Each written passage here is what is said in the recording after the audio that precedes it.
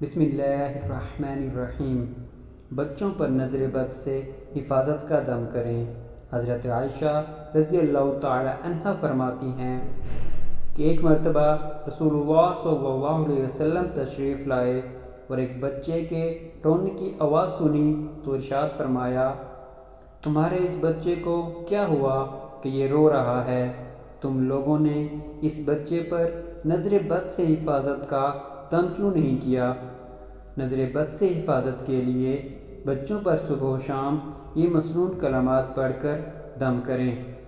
وہ کلمات یہ ہیں: بسم اللہ الرحمن الرحیم، اعوذک بکلمات اللہ التامۃ من کل شیطان وہامۃ ومن کل عین لامہ۔